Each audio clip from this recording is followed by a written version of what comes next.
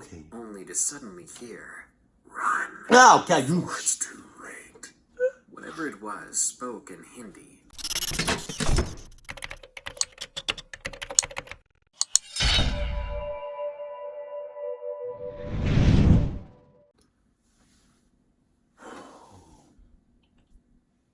I know y'all missed this. Because I missed it too. I'm not talking about the hour plus reaction. I'm talking about my Jones. I miss this so much. Oh my God. Oh, okay.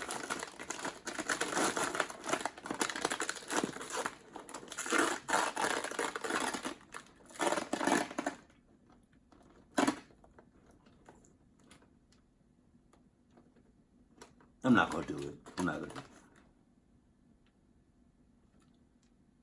Now, oh, my mouth. My mouth is watering. Oh my God. Let me just. This is cattle corn, by the way.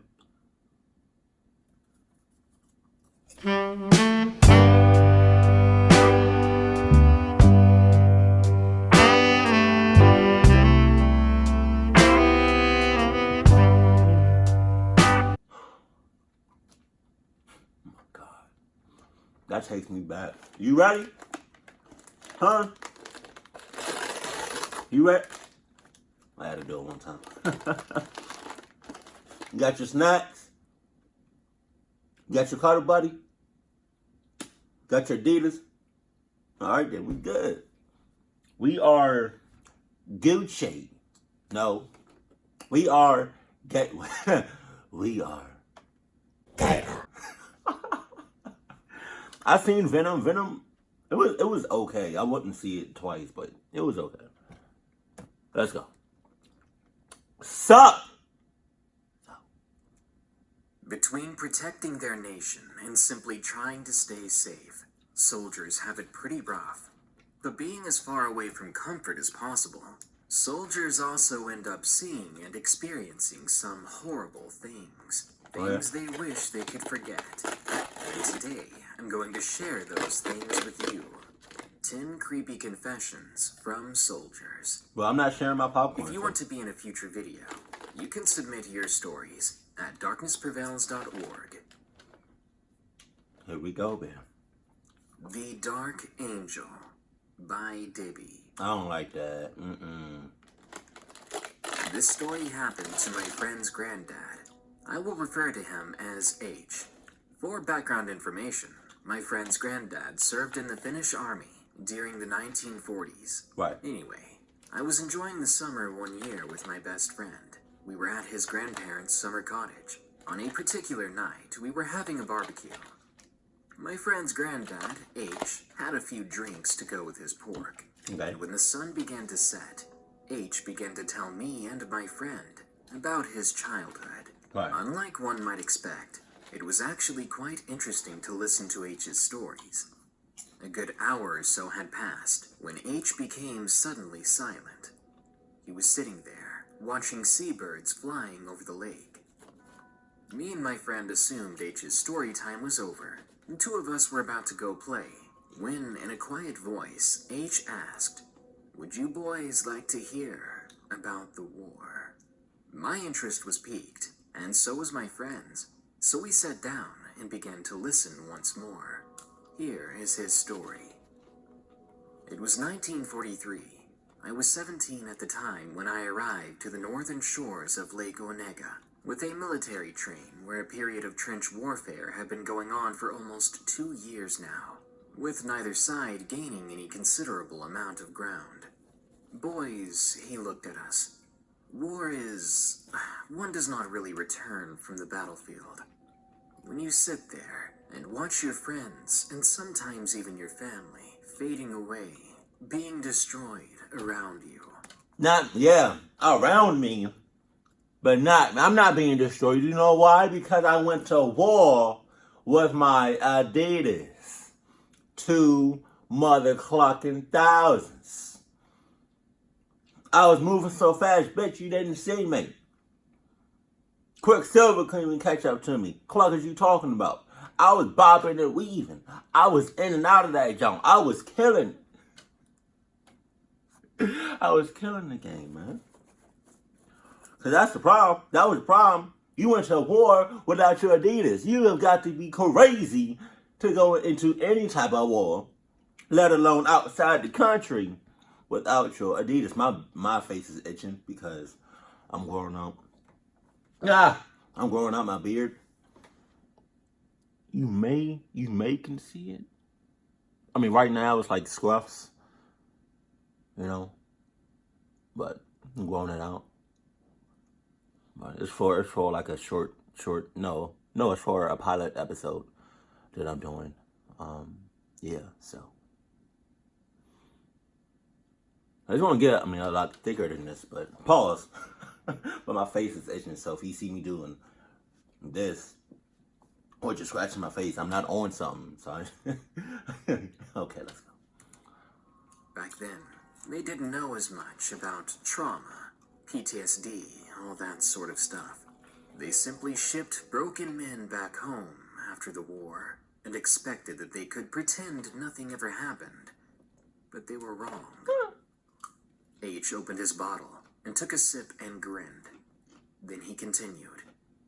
Worst things about the war weren't the artillery barrages or aerial attacks. It was the time between them. You see, the angel of death often visited. Who the hell? It traveled over the battlefields and trench lines during the night, collecting its harvest. Oh, no. Some of our guys didn't believe in it, while others almost had to be dragged to their guard duty because they were so afraid of what was lurking in the dark, be it human or otherwise. One night, this one kid runs to the dugout, pale as a ghost. He had been on guard duty when he had seen this figure moving around in no man's land, where the remains of Russians and Finnish soldiers laid. Our boys defending our lines from the Russians that tried to break them. The figure had been moving from body to body, laying its hand on top of each one. The boys said the figure pulled something from the bodies. The sentry on the guard duty thought it was someone stealing from the bodies. You can fuck it up. What? I don't even know what I said. That boy was clucking up because he was there way too long to realize and witness what the angel of death was doing.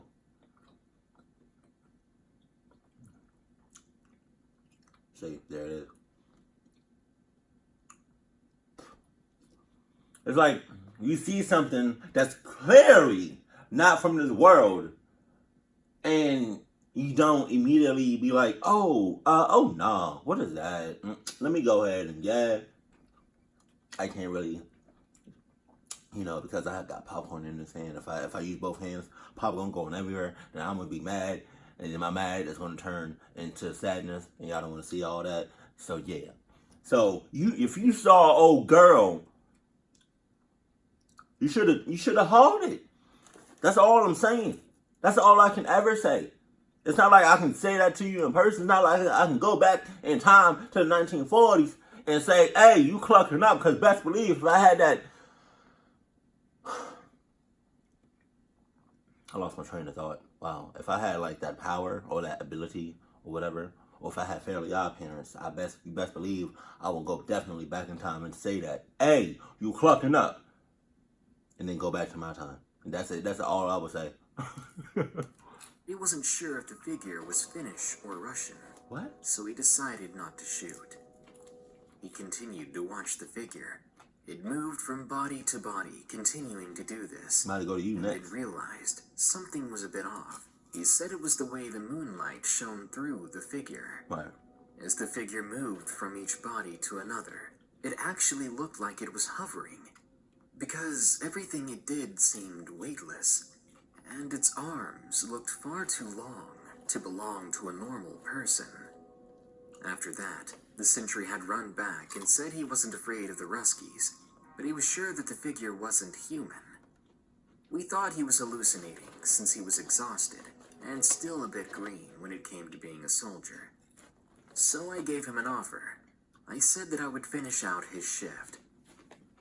I went to the guard post, but the field ahead was empty and silent. I didn't really want to lift my head up because of the possibility of enemy snipers. Right. But the story of the kid had sparked my interest, and I decided to carefully study a couple of the nearby bodies. The closest was 5 meters away from our trench. I went over the top and crawled over to them. It had its own risks, but clouds had blocked the moon by now, and it had been relatively quiet the whole day. The first I came to was a normal body, a couple of shots in the torso. He was a young guy, around my age, and I felt extremely bad for him. I went on and crawled to the next one. Again, nothing out of the ordinary. Then I decided to go further, where the kid had claimed to see the figure. Oh. And the first body I examined had its eyes wide open. They were glazed, like those of a man long gone. But they were also moist, like those of a living man. Wow. That gaze was the worst thing I'd ever seen, full of fear and agony. Suddenly, I saw movement out of the corner of my eye. I was sure it was that figure stealing from the bodies. I remember thinking probably one of the Russians. I played dead, but kept my eyes open. Oh my God. A short distance away, I could see the humanoid-shaped figure form in the mist. It had to have been at least 2 meters tall, wearing black clothing, and had an old-fashioned military headwear that looked to be more reminiscent of the 18th century. I would have taken it as a person if it wasn't for the creature lacking feet entirely. His trouser legs were empty, flapping slowly in the gentle breeze. Then it began to approach me, and I tried to start praying, Our Father, but could not open... Oh, you couldn't open what? Mouth. Shit. There it is. Wow, that sucks for you. Open your mouth. Nope. Just popcorn bombs. That's so good. Come on, man. Come on, yo.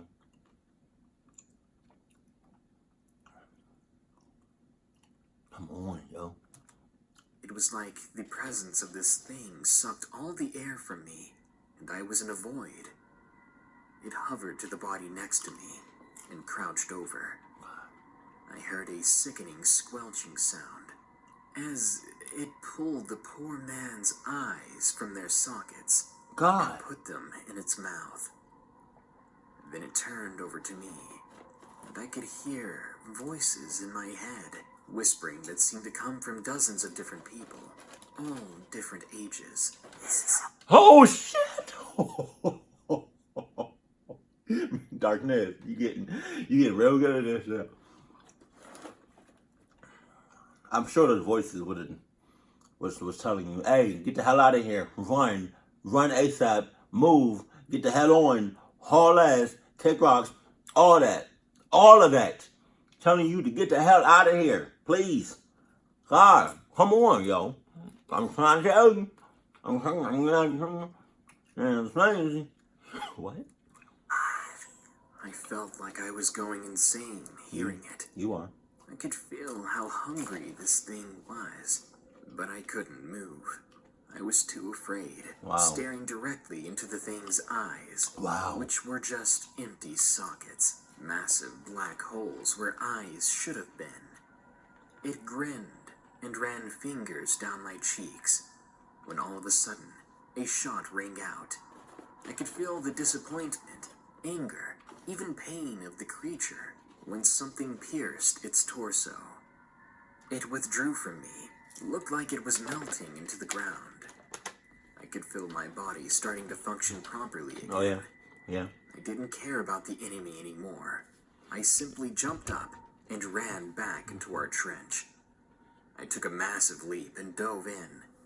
It hurt, but I wanted to get away from that thing.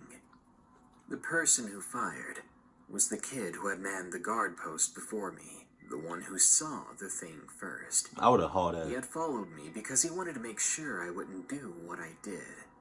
but he saw me crawl to the bodies near our trench, and he had even seen the creature come towards me, and then, until the last second, he was paralyzed with fear, but eventually knew he had to scare the thing away. The next day, our unit was transferred to another part of the front, and that section was occupied by different troops. We never spoke of the incident ever again, and the kid, he was shot a couple of weeks later. H went quiet again, looked down at the soil below his feet, and sipped on his drink. Then he threw the glass into the nearby fire, which made it spark and fizzle a bit, before going calm once more. Then he said it was time to call it a night. Me and my friend watched him walk inside, and I can be completely honest here when I say we were absolutely horrified from that story. That night, we didn't sleep. We kept thinking we saw figures in the tree line, figures in the dark room with us as we tried to go to bed. Surely it was nothing. Nah, you don't know that. You don't know that. You don't know that. Do you know that? No, you don't know that. Stop assuming. Little motherfucker. Just stop. Like, you don't. That thing could be right there. Like, you don't know. No, man.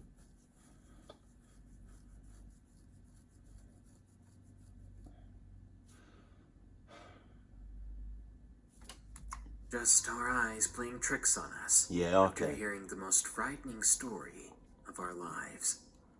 Tricks my ass. If I was to see that thing in real life... Which needed watching by Olga. You need to watch him. I needed to haul up. Back then, I was 21 years old, 5'1" and 130 pounds. I was a girl working as a medical corpsman in the Navy, like an LPN in the civilian world. It was in 1992 or 93. Hey, shouts out to my 90s babies. I'm a 93. I'm a 90s baby. At the heart. Excuse me. Excuse me. If you're a 90s baby, hashtag 90s. Or just put like, 90s babies. If you're only if you're a 90s baby. Don't put no 2000s. Don't even put 2000. Only if you're a 90s baby.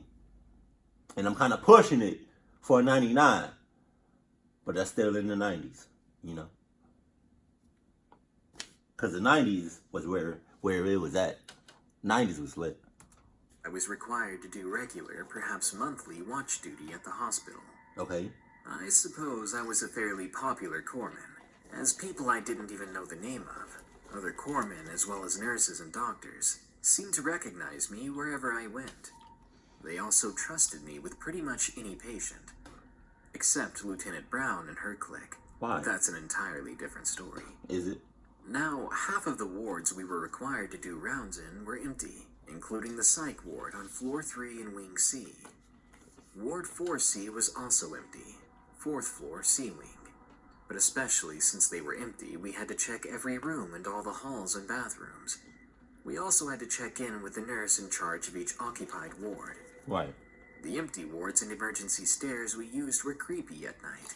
Sometimes the echoes of patients in pain rained down those stairwells. No, you didn't. One night, on one of my rounds, I had traversed the entire hospital. I was leaving Ward 4D, the very full surgery ward, for last, so I could talk to a few people and shake off any creepy feelings from the empty wards. The surgery ward would not only see the patients one would expect, but sometimes even housed quarantine patients, and the occasional soldier or sailor on suicide watch, awaiting a doctor's full diagnosis or clearance. Well, I got to the nurse's station, and there's a male patient there in pajamas and a bathrobe and slippers. He was about 5'10", and maybe had 40 or so pounds on me. He was a pleasant-looking guy in his 30s, and he was chatting with the head nurse. I walked in to report, But before I could do more than nod and smile, the man asked, "You tonight's watch?" I looked at him and replied, "Yeah, I am. Is there a problem?" He said, "Yeah, I want to show you something dangerous." No, you got it. Nope. The nurse didn't even bother to look over or say anything, going right back to her charts. So I said, "Okay, show me." No. Now, I'm not stupid by any means, nor am I reckless. I was unarmed except for a heavy walkie-talkie, since hospital corpsmen weren't assigned weapons on watch. But I mean, you kind of seem, what is that? I mean, you kind of seem stupid and reckless, because I think all you said was, all I had was like a heavy walkie-talkie or something. What the fuck? What you gonna do with that? What you gonna do with a walkie-talkie? Hey, I'm clucked. You said you're not stupid and reckless, but I feel like you are, because I feel like you followed him to the dangerous place without no Adidas. So it's like, if we don't have Adidas on, then you are those two things. Granted, I'm not talking to y'all, because y'all not stupid. Y'all not reckless. Because I know y'all have Adidas on. But all I'm saying is it's to the people that don't have Adidas, or that doesn't own a pair of Adidas. So, I mean, again, I'm not talking to y'all. I'm just talking to the ones that don't have Adidas. Those are the ones that are stupid and reckless and careless. And yeah. I had a tight grip on that walkie-talkie as I walked with the man right by my side, straight towards the empty Ward 4C. I was wondering if he really wanted to show me something dangerous, or if I was about to have to fight him off. We got halfway down the darkened hallway. I don't know why I never turned on the lights. I was very suspicious by then, and asked him, "So, where's this dangerous thing? What are you showing me?" He said, "Just a little bit more." I told him, "It better be, or we're turning right around, and I'm gonna be mad." He veered off to a window and opened it. All windows were supposed to be locked. I wondered why he couldn't have just said it was unlocked, when, in shock, I watched him start climbing out of the window on the 4th floor of the building. You got it. Stunned, I jumped forward and started yanking him back, my arms wrapped around his waist, using all my strength and ignoring the possibility of further injury. I wrestled him inside and got him to the ground, never once recalling the walkie-talkie in my shock and fear. The man had tried to take his own life right in front of me.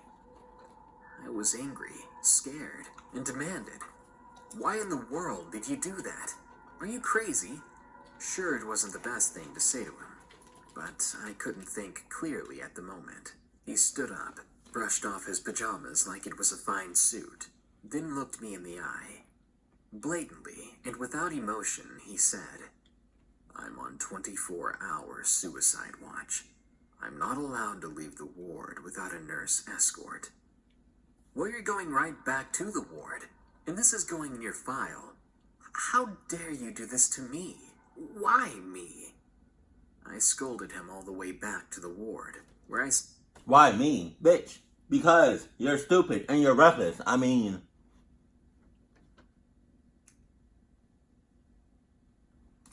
him into the video-monitored psych room. Then I whirled on the nurse and gave her a piece of my angry mind. Oh, yeah? She was stunned, and said she'd known I was a corpsman, so thought I knew he was a psych patient. But I didn't.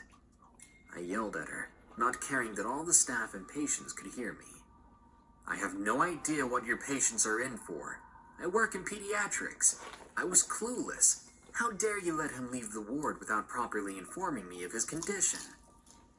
She apologized, and I put her on the report. I didn't care if she was an officer, and I was a lowly third-rank enlisted.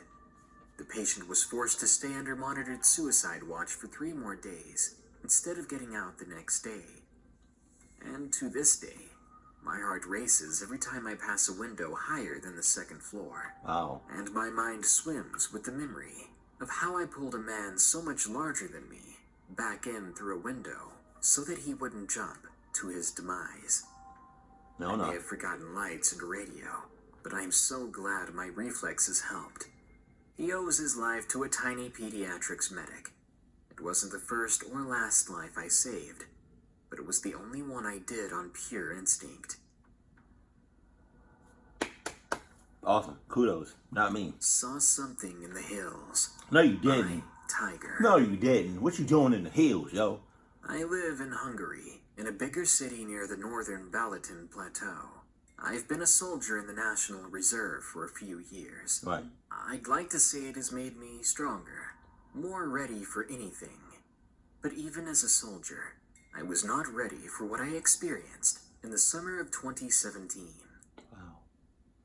I consider myself a nature lover. So once in the end of August of 2017, I decided to go on a hike in the mountains.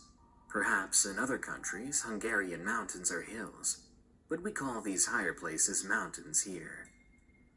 So I packed my bag, drove to the nearest parking opportunity to the mountains, and began my hike. I wanted to clear my head out there, so I walked for a few hours during the daylight. But eventually I wasn't even thinking about how much time passed. I stopped to eat some, and I looked on my phone. By then, it was close to 8 p.m. You know, in Hungary, you're never too far from civilization. Are you? So I didn't feel like I had to run, or at least go faster, just to get back. It may have been late, but I decided to savor the time out here, as I walked slowly back to my car. Maybe after an hour I had used my flashlight, as the woods had gotten dark. I was maybe 15 minutes away from my car by then, when I got to a small clearing in the woods. They were only a few square meters big. The moon's light poured down on me, and I stopped. It was such a good feeling, the moonlight, the silence. And then I realized it shouldn't have been as silent as it was. 2 steps before I was in the clearing, there had been the usual chirping of bugs and birds. But then, in the clearing, it was completely silent. Okay. All sounds erased from existence, and my ears were ringing. Right. I thought maybe I had walked into a boar's nest or something. Maybe a deer herd. I thought maybe you was plucking up.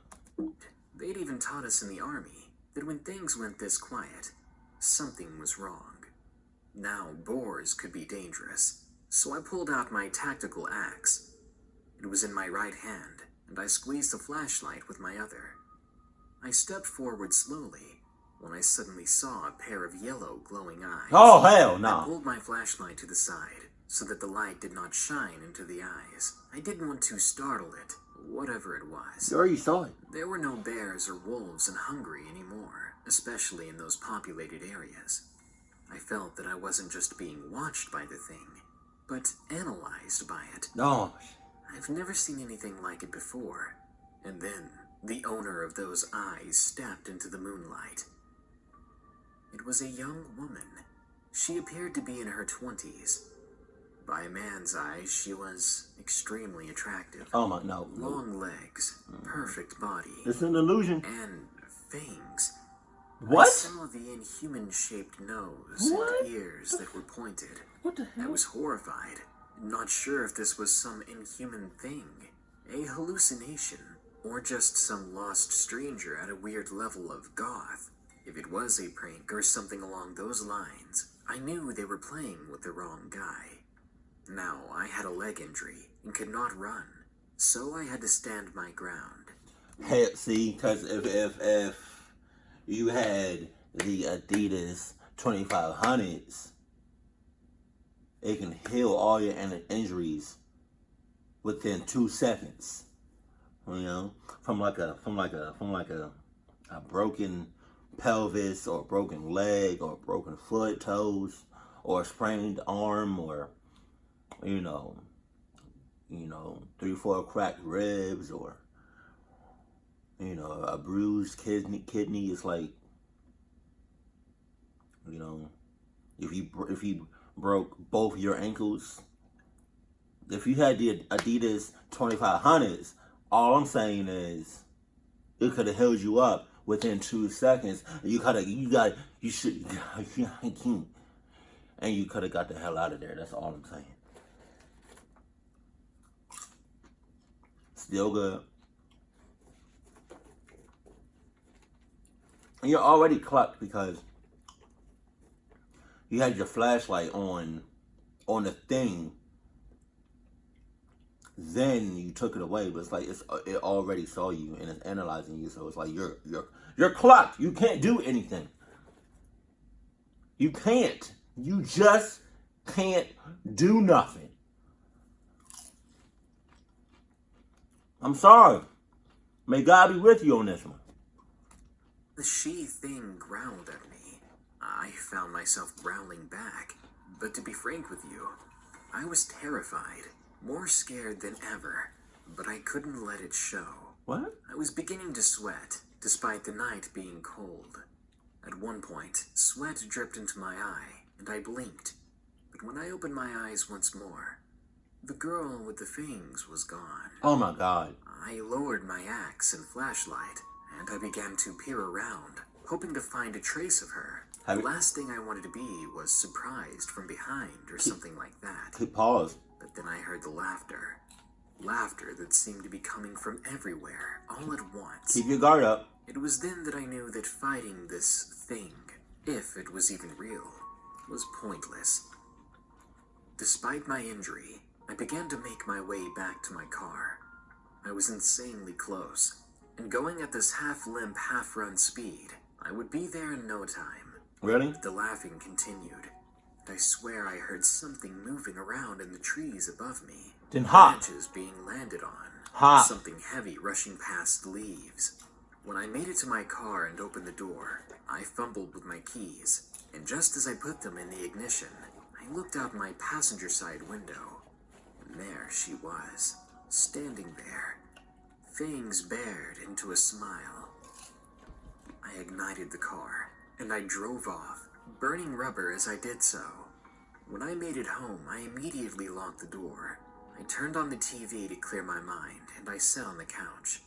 When I did, I felt a sting in my neck. I walked over into the bathroom and looked in the mirror, only to see 3 nail-like gashes in my neck. Damn. As if something had clawed me. Oh my God. But I don't remember that ever happening. So I simply thought it was a plant raking across my skin as I ran desperately for my vehicle. But I don't think that's what it was. It was the strangest thing I'd ever seen. And I really do think it was some sort of prank by a really crazy person, because there was no way something like that actually exists. Then again, I could be wrong. How she disappeared so quickly, the sound of something moving inhumanly fast in the trees. I don't know what happened, but I won't be hiking again for a while. You sure? The No. Ghost in the Barracks by Chelsea. I hope you don't be in no hills no more. I was stationed at Lakehurst in New Jersey. It's a very old base, and it happens to be the place the Hindenburg fell. There is even a museum on base with artifacts from the crash. Now, personally, I've always been a believer in the paranormal, Okay. as I have had some pretty intense experiences happen to me. No. So to say the least, it kind of creeped me out given its history.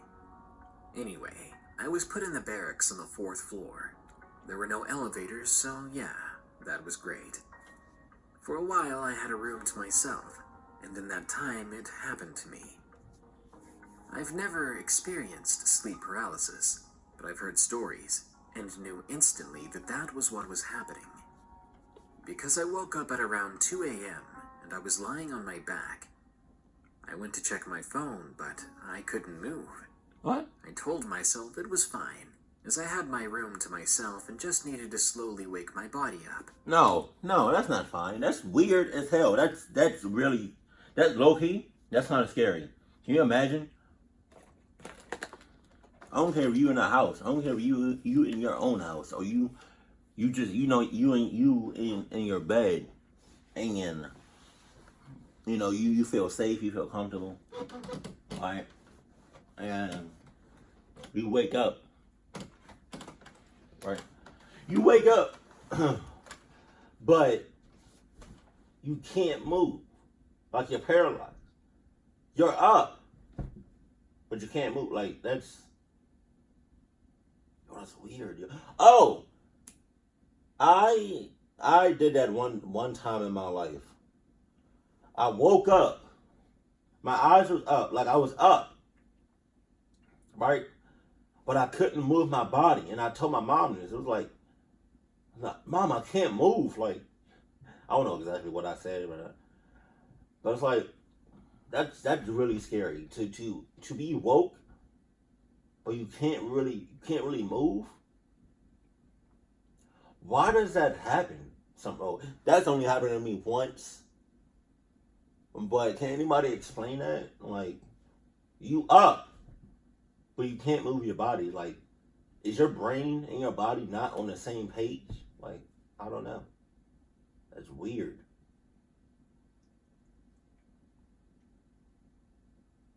I don't know why I was still laying right there. All right, let's get back to it. But that's really weird. So you need to think. Oh my God, my face itch. Okay. Piece at a time. As I tried to move my fingers, somehow, some way, my door began to open. What the fuck? I mean, this confused me. I'm sorry. Because every night I would lock the deadbolt. Fear instantly overcame my body, and I could feel a very negative presence approaching. My heart seemed to be beating 1,000,000 miles per minute, and all I wanted to do was run. Yeah. Your heartbeat is beating 1,000,000 miles per minute. But not your Adidas, not your feet, not your legs. Your legs not moving 1,000,000 miles per minute. No, is it? It's not, right? It's not. Yeah. Don't you think you should get that checked out? I think so. Why is your heart beating 1,000,000 miles per minute, but not your legs? That should be kind of reversed. I think so. It then touched me. Ew. Whatever was in my room with me. It started on my shin and went up my leg. Oh my God. Then the entity sat on the bed. I know this because I felt the bed angle downwards. Wow. I couldn't see anything, but I knew something was there. Oh yeah? It was like it was another person in the room with me. God damn. A stranger. Something that didn't scare me too much, wow, but still commanded my attention. Only after a few minutes did the presence on the bed disappear.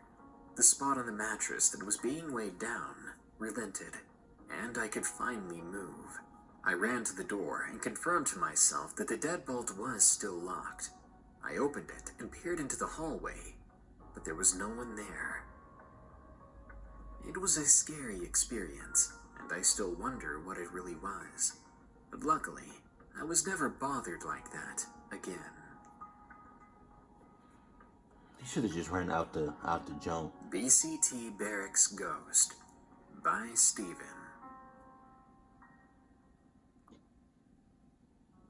I've been in basic combat training for a while. Right. And during the first 2 weeks, everyone began to notice that on the CQ desk, the pins we had put there began to go missing. What?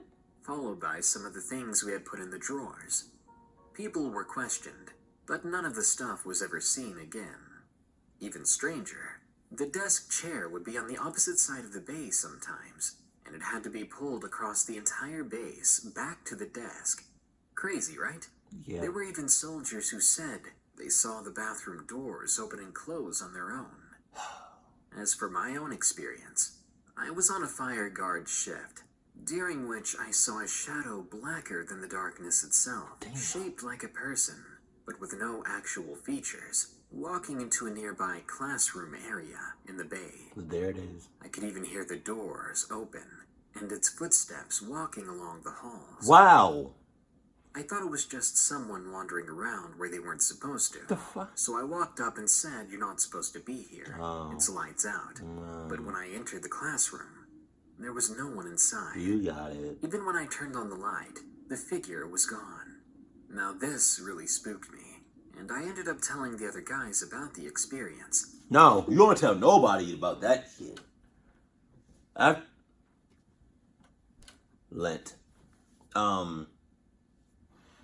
No, you don't tell nobody about that, because after you experience what you just experienced, you don't say shit, and you just get the hell out of there, sign your divorce papers, and just be on about your happy merry-go life, and act like you just didn't see nothing. Just start a whole new life. You feel me?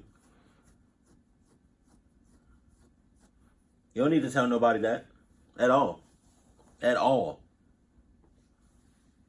At all. Someone who's worked the fire guard shift apparently has seen the same thing. My drill sergeant herself told me that there was a girl who hung herself in that classroom using bed sheets. Wow. So nobody gonna tell. Uncle's Story by Bobby. So nobody gonna tell me, oh, girl hung herself. Okay, cluck all of you. My uncle was an army officer in India, but is now retired. Every time he'd come over to visit, though, me and my brother would sit down with him and listen to his stories. Right.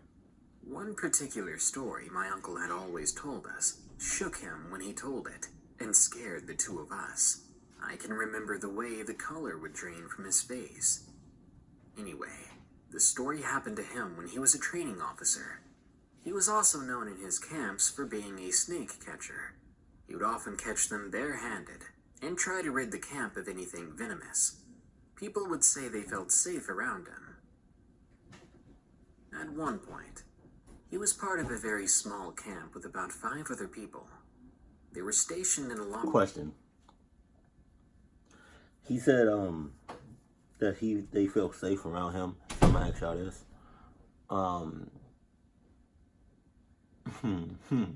I probably already know the answer to this, but do y'all like if I'm with you, right? The person, y'all watching, if I'm with y'all, right? And something pop off. Like I'm with you physically, right? And something pop off, or some weird shit happen.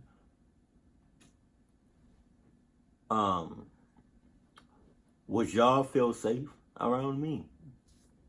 I mean, I'm 99% sure I know what the answer is, but would you feel safe around me if like something popped off, if something scary just happened?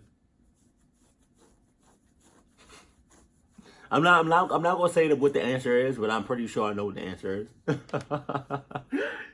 Oh my god. Forest. A forest that the locals claimed was haunted. But being brave and trying to make the best of it, they would mock it, laugh about it, and said that the stories they had been told were just made up. Was it? Well, one night, as they were heading off to sleep, they hadn't put out the fire. This was to keep wild animals away. Just as my uncle was drifting off, he suddenly heard laughter coming from outside. Everyone else must have heard it as well, as they all came running outside of their tents at the same time. Why no? They began to question one another, asking who was laughing and where it had come from. Just stay inside. They all, of course, denied that they had been laughing, so they started to look around in the forest. They began to walk deep into the woods, searching for this trespasser. Okay. Only to suddenly hear, "Run! Okay, It's too late." Whatever it was spoke in Hindi, and it was intimidating enough to have them all running back to the camp. They packed everything up, piled into the van, and left back to the main base. Considering my uncle has always been quite the outdoorsman and always been so brave, it chills me to think of how scared he was. To think that he ran out of the forest like that. Whatever was making those threats, it was horrible enough to scare my uncle.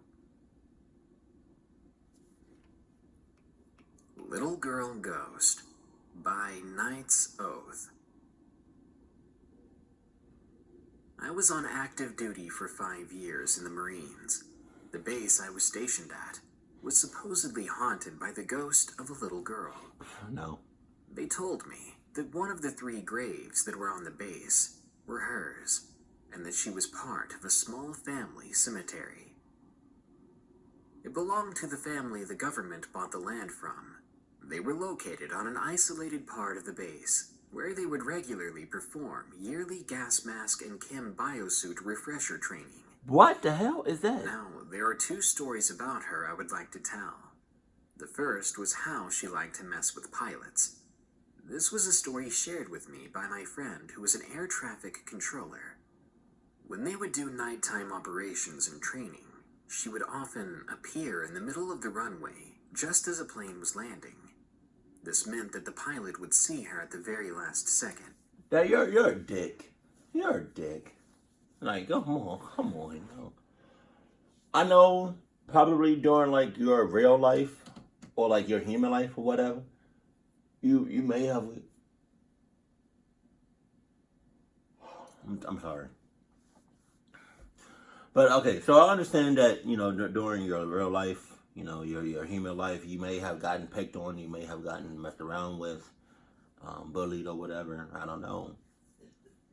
But all I'm saying is, don't be a dick, because you're being a dick right now, you know. Because, you know, once I pass away, because everybody does at some point in time, once I go, I know, like, I'm not gonna be a dick when I'm a ghost. But it's like, I'm just gonna have a good time. You can have a good time by not being a dick. You know? All I'm saying is don't be a dick. I mean, if you're gonna be a dick, be a dick to the people that were messing with you the way you didn't want to be messed with back in your human form, in your human life. Don't be a dick just to be a dick, because nobody likes dicks. No pun intended. Causing them to run the plane right through where she was standing.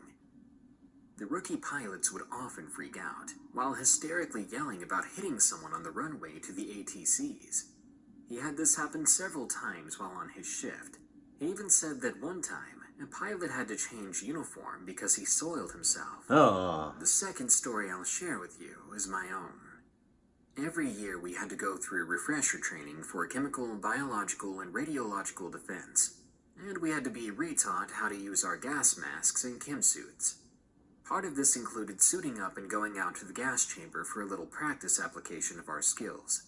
They used tear gas for the training, so if you didn't do it right, you'd end up crying and puking up a mess. Now, as I mentioned before, they would take us out to the middle of nowhere. That's where the gas chamber was located. And even if you went out in a group, it would always feel like you were being watched. My 2 friends were some of the chem bio defense guys who ran everything, and they told me that no one, if they could help it, went up there by themselves. They said that often creepy and weird things would happen, and after my own experience, I believed them. I went to the gas chamber with a guy from my unit. He had heard about the creepy little girl and did not believe it one bit. When we got to the gas chamber, until we got inside, he was talking trash about the legend of the little girl. It even spit in front of one of the graves. One of the other Marines saw him do this and told him he would be regretting it very soon. What happened after that, I wouldn't have believed if I hadn't seen it with my own eyes. As we were leaving the gas chamber, I was right behind him. I saw a small indentation form in his suit, and he went flying forward like he was pushed. Damn. He flew forward so hard, he knocked another Marine over as he fell. I swear to God, right afterwards, I heard a child laughing. Now the gas, when burned off, leaves a white residue on everything, and when I looked at his back, there was a child's handprint on the back of his suit. Wow. We made him go apologize to her after this, especially because we shared the same barracks with him. and we did not want her showing up on our doorstep looking for him.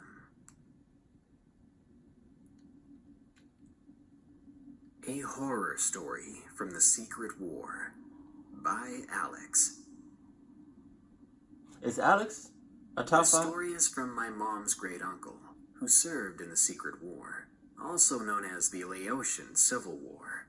He was Hmong, and my dad was Russian, and my mom is also Hmong, just to clarify. What is Haman? What is that? I eavesdropped this story from him when he was telling it to a few friends, as I often stay with him when my parents are away on business trips. It was 1965.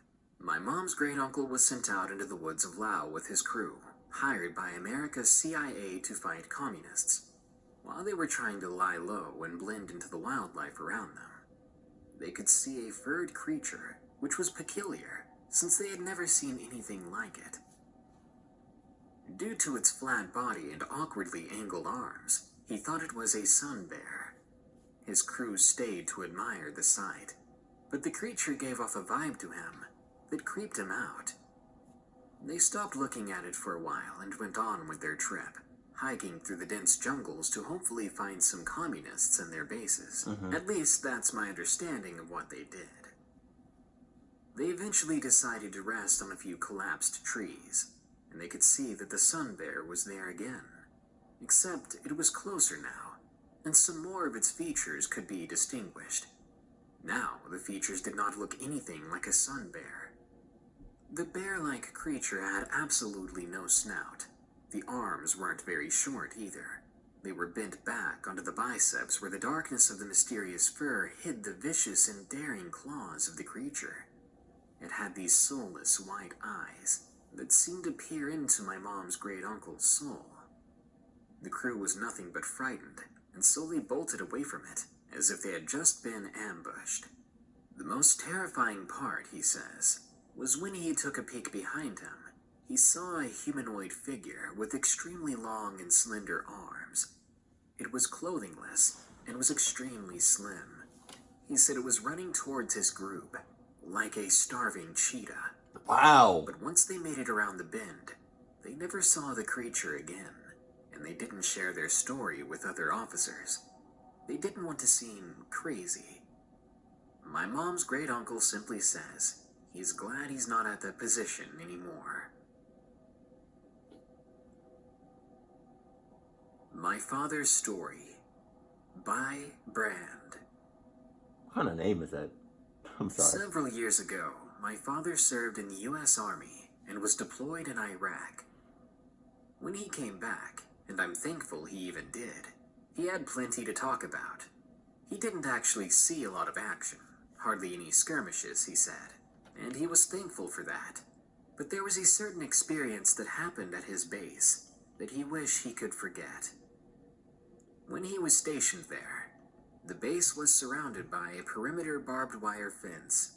The fence was tall, and every so often by portions of the fence there would be guard towers, where 1 or 2 soldiers would keep lookout. Right. He said there weren't many of these towers, so it made covering the entirety of the perimeter of the base impossible, and so many of the soldiers that were on the ground, like my father, were told to report any suspicious activity. Well, the first time something like that happened, to my father specifically, it was when he saw the child. It was a little boy. He was standing at the fence peering inside at the soldiers. He looked like he was just curious, just looking in and seeing what was going on. The boy had short dark hair and a striped shirt.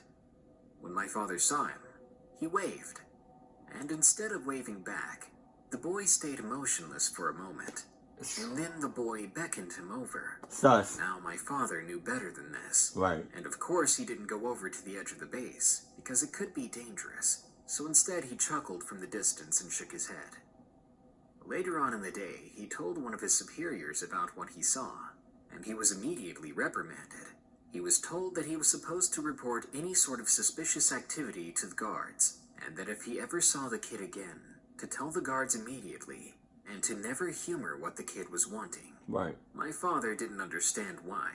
It was just a child. Just do it. Knowing how the enemy would often use children for their advantage, he couldn't really argue against this. He ended up seeing the kid again the next day, and once more he did not listen to his superior. Instead, he waved. This time the boy actually waved back and smiled, before once more beckoning him over. So he clucking up. But again, my father didn't listen. Not to the kid, and not to his superior. He didn't tell his superiors that the kid was nearby. He thought the boy would get hurt if any of the soldiers saw him. So he tried to shoo him away with his hand gestures. But the boy didn't listen. He stayed where he was. For the next couple of days, the boy was there. Days? And every time my father saw him, he tried to shoo him away, but it never worked. Perhaps it was just lost in translation. Well, eventually the kid stopped showing up altogether. And it was around the same time that one of his fellow soldiers, one of them that he actually bunked with, went missing. Ooh. The guy he bunked with was actually one of the guards. And it wasn't for another week until they found him. At the edge of the base, there was a ditch that had been dug, not by the Americans either. In that ditch, there were 4 bodies, and you probably guessed it by now. One of the bodies was the missing soldier. Another was the little boy, and the other 2 appeared to be 2 unknown and armed Iraqis. We all knew what happened, well, to a certain extent. The boy was just bait. The ditch had been dug in an area by the 2 Iraqi men, so that the guard towers could not see the ditch, or into it at all, and they were able to hide. The boy was used to bait soldiers to the edge of the fence, but luckily only one person took the bait. Or I guess I should say, unfortunately. So, I mean, the father, the guy that kept seeing the kid, but didn't really do anything about it, he was clucking up, but it's like he wasn't fully clucking up. He was kind of like 50-50. I don't really know how to I don't really know how to explain it. Like, he was clucking up, but not really. I guess he was half clucking up, so he was half.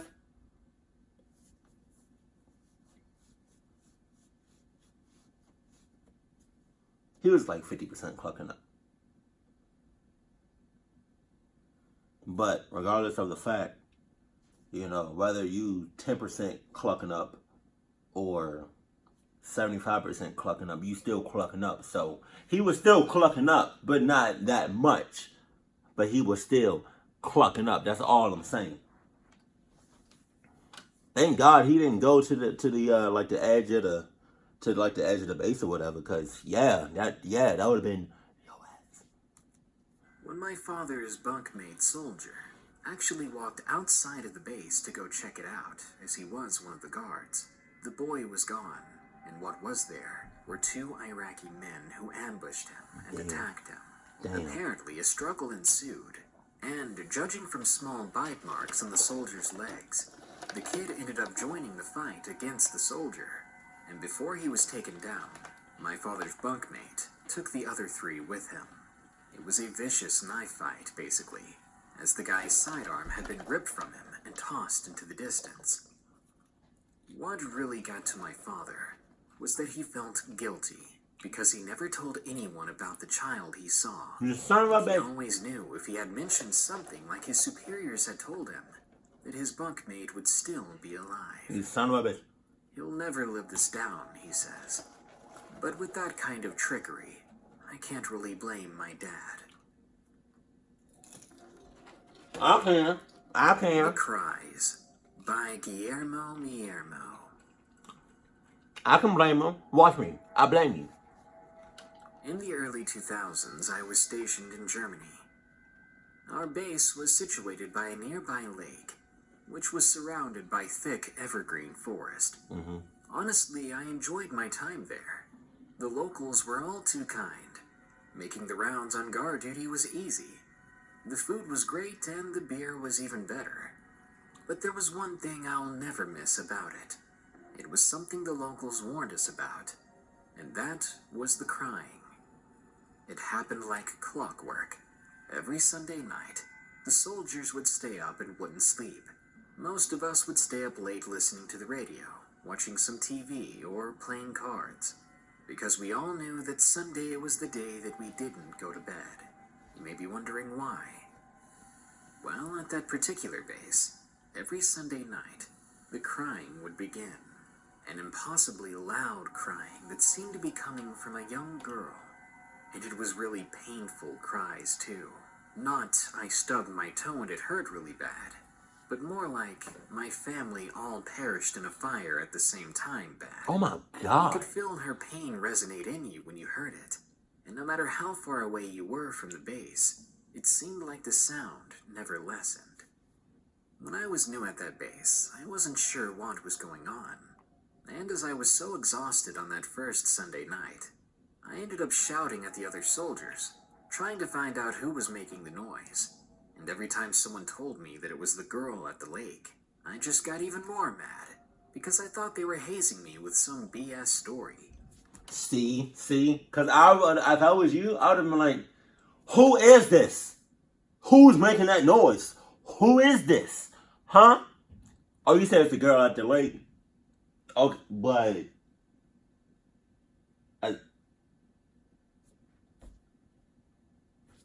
I see no girl at the lake. So what you talking about? Who is this? Cause I'm real close to saying, Clark, all of this, signing these divorce papers, and just going ahead about my business. So who is this? Nobody. Who? Where's the girl at? Cause she's not at the light. What? Oh my God.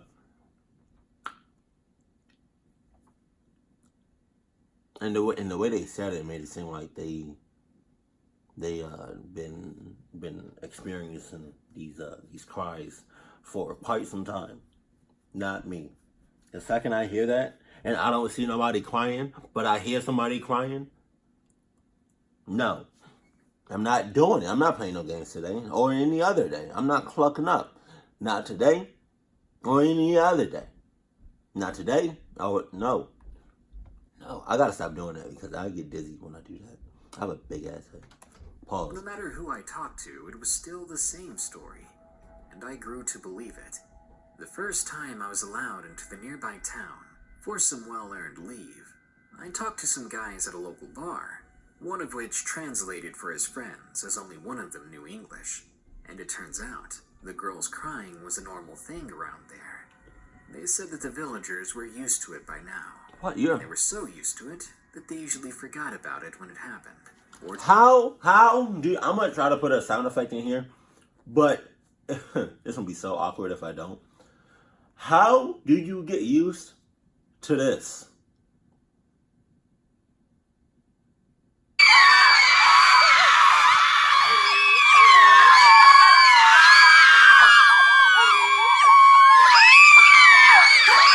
You can't. I can't get used to that. So, I mean, if you do, then I don't know what to tell you. flat out ignored it.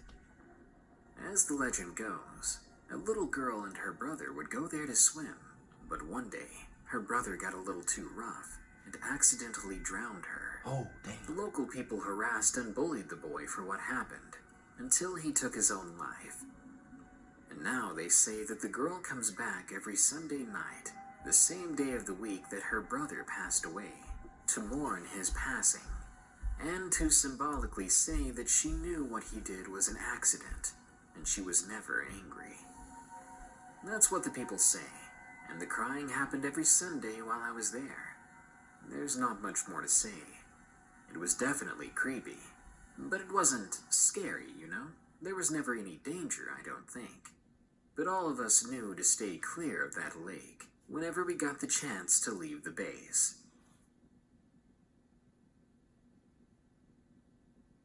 No matter how you look at it, soldiers have a terrifying and tough job.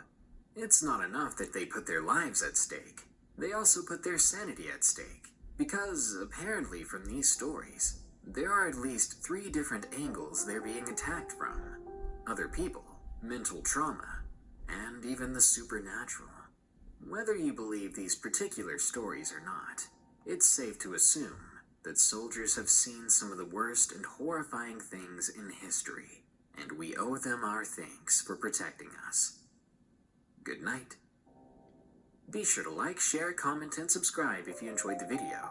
If you want to send in your story, go to darknessprevails.org. If you want to support this channel more than just watching, you could always donate any amount at patreon.com/darknessprevails. You'll even get your name in the credits at the end of these videos. Or click the shop button below or go to morbidmonsters.com to buy some Darkness Prevails merchandise. Thank you.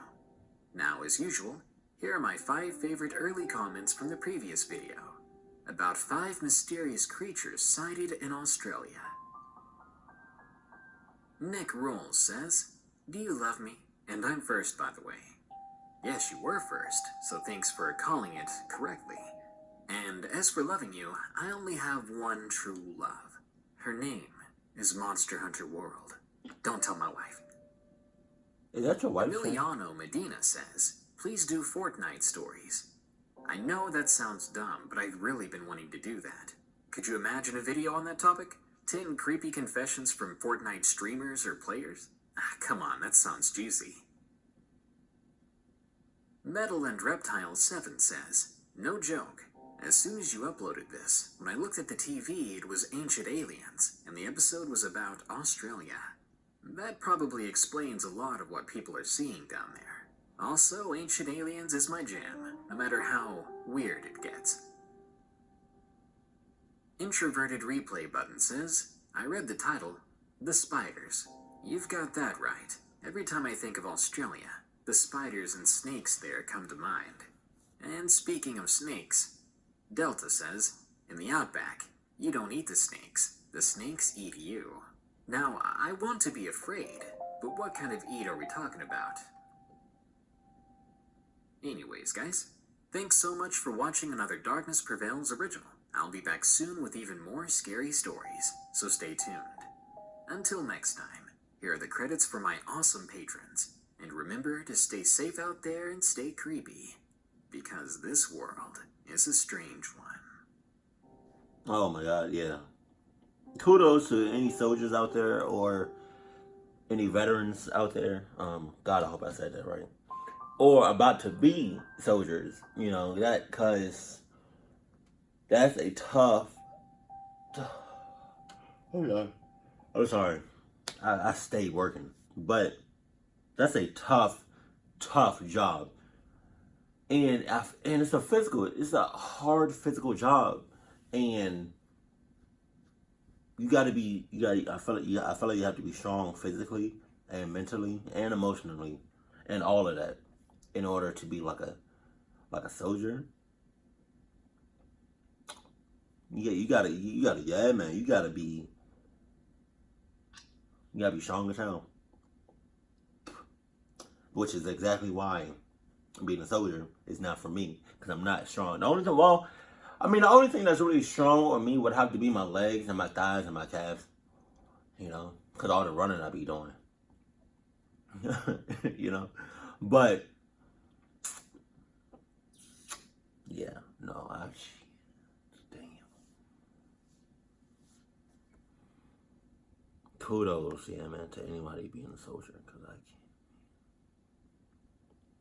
But shouts out to the first one, because was it Dark Angel? If I was to see it in person, I would have been like, "What? Where are your feet and your legs? I mean, you levitating." But I don't understand that because magic isn't real. So how the hell are you doing that? Please don't call it magic. I don't want to keep saying red flags in the comment section.